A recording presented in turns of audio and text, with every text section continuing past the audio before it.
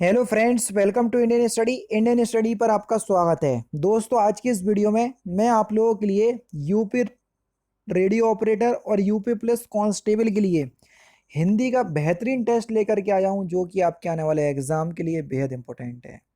Video अगर आपको अच्छी लगे तो प्लीज़ दोस्तों वीडियो को लाइक और शेयर जरूर कर दीजिएगा। तो चलिए दोस्तों, स्टार्ट करते हैं और देखते हैं पहला क्वेश्चन कि राम ने कहा कि मैं घर जाऊंगा। तो मैं घर जाऊंगा में कौन सा वाक्य है, जल्दी से बताएं। घर जाऊंगा सेंटेंस देखो काय पे खत्म हो रहा है, जाऊंगा पे खत्म हो रहा। जाना जो है वो एक क्रिया है, तो ये क्रिया उपवाक होगा। चौथा ऑप्शन से यहाँ पर आपका बिल्कुल क्या हो जाएगा सर, करेक्ट हो जाएगा। इलाहाबाद में बोली जाने वाली भाषा कौन सी है? तो देखो, इलाहाबाद में अक्सर जो है वो आपकी अवधी भाषा बोली जाती है। दूसरा ऑप्शन करेक्ट। अय का उच्चारण स्थान आपको बताना है। बढ़िया क्वेश्चन से आराम से बता सकते हो। क्वेश्चन नंबर 7,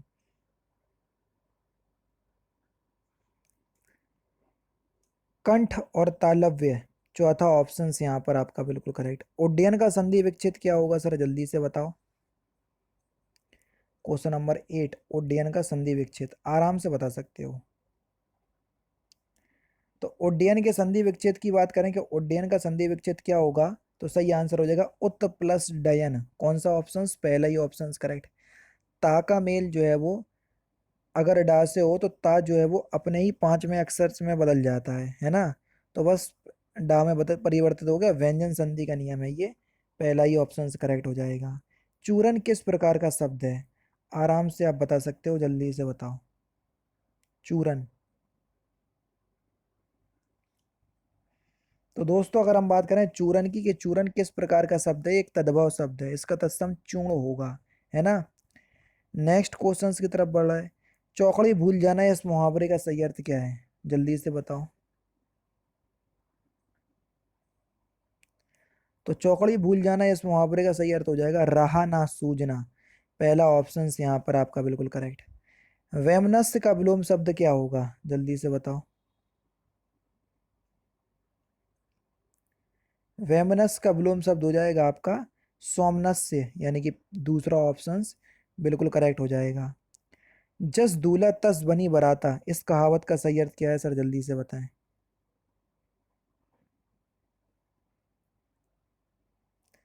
तो सही आंसर हो जाएगा आपका जैसे खुद वैसे साथी। दूसरा ऑप्शन करेक्ट।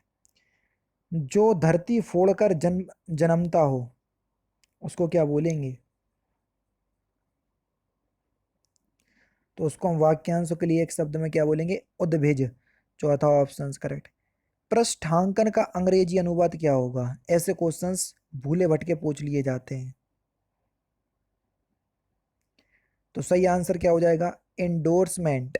चौथा ऑप्शन यहाँ पर आपका बिल्कुल करेक्ट। इनमें मूक का अनेकार्थक शब्द कौन सा नहीं है, यानी कि जो मूक का अनेकार्थी शब्द नहीं है उसका आपको चयन करना है। अनेकार्थी और पर्यायवाची दोनों जो है वो अलग अलग शब्द हैं, ध्यान रखना। मूक का मतलब गूंगा, चुप, विवश, शांत। आपका जो सही आंसर होगा कि मूक का कौन सा अनेकार्थक शब्द नहीं है, तो आपका जो सही आंसर हो जाएगा वह हो जाएगा ऑप्शन नंबर सी।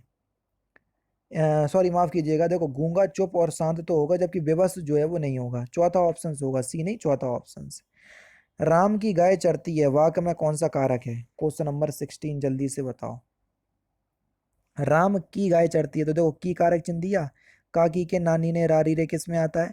संबंध कारक में। तो बस तीसरा ऑप्शन करेक्ट हो जाएगा। वह बहुत अच्छा लड़का है, वाक्य में कौन सा शब्द सर्वनाम है? देखो, वह शब्द आपका सर्वनाम है, और वह और यह दोनों के दोनों किस में देखने को मिलते हैं? निश्चयवाचक सर्वनाम में। तो पहला ऑप्शन करेक्ट हो जाएगा। अनुमान का विशेषण क्या होगा? तो अनुमान शब्द का विशेषण बनेगा अनुमानित। पहला ही ऑप्शन करेक्ट। नेक्स्ट क्वेश्चन देखो, जब पानी बरसता है तब मेंढक बोलते हैं। मैं जब पानी बरसता है कौन सा वाक्य है, जल्दी से बताओ। Question number 19।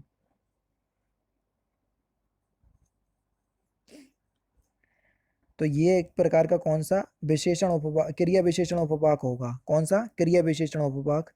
तीसरा ऑप्शन यहाँ पर आपका बिल्कुल करेक्ट। ठीक है। नेक्स्ट क्वेश्चंस की तरफ बढ़ते हैं। इनमें से कौन सा शब्द जो है वो कौन सा स्वर्ग का पर्यायवाची शब्द नहीं है? क्वेश्चन नंबर 20, जल्दी से बताओ। स्वर्ग का पर्यायवाची शब्द नहीं है।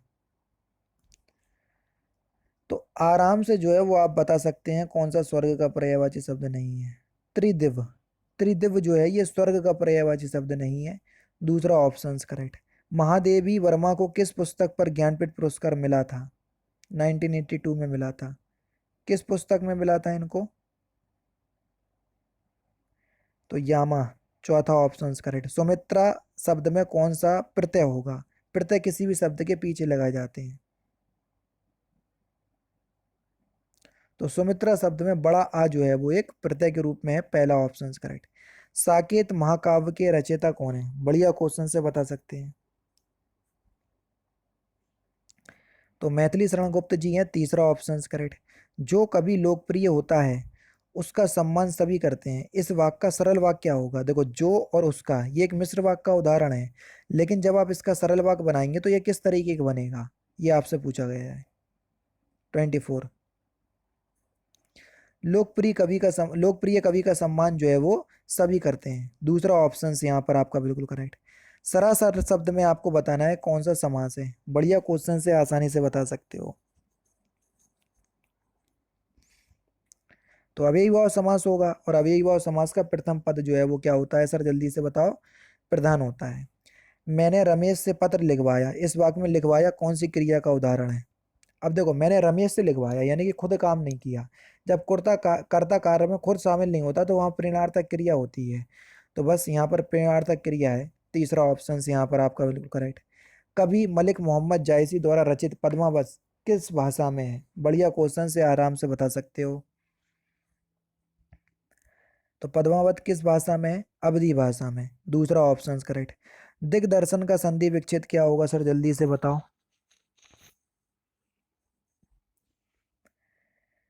तो आपका सही आंसर होगा दिग्दर्शन। मत यहाँ पर आपका दिग प्लस दर्शन, चौथा ऑप्शन करेक्ट। व्यंजन संधि होगी जब का वर्ग का मेल तीसरे चौथे पांचवें वर्ण से हो तो का वर्ग अपने ही तीसरे वर्ण में बदल जाता है।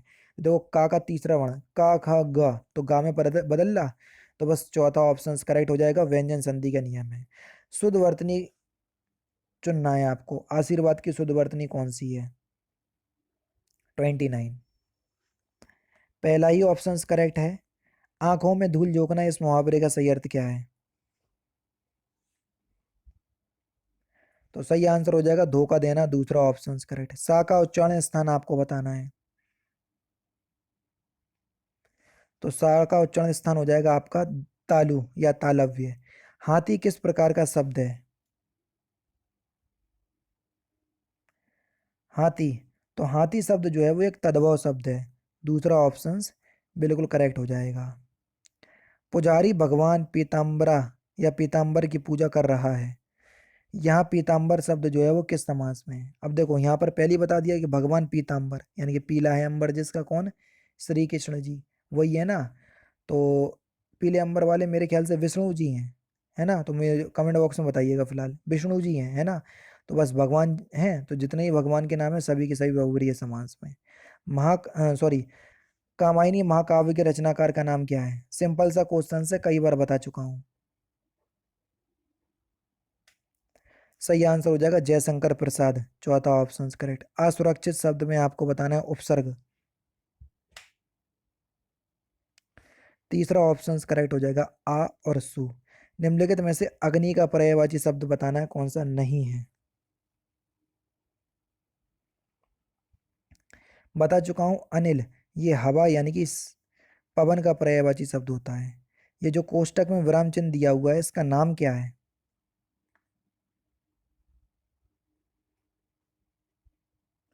तो इसका नाम क्या है?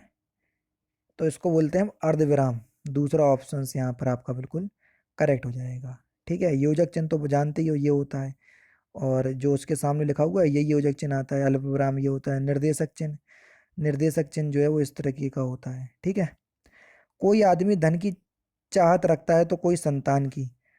तो उपयुक्त वाक्य के आधार पर नीचे दिए गए वाक्य में कौन सा जो है वो शब्द भेद अशुद्ध है, ये आपको बताना है।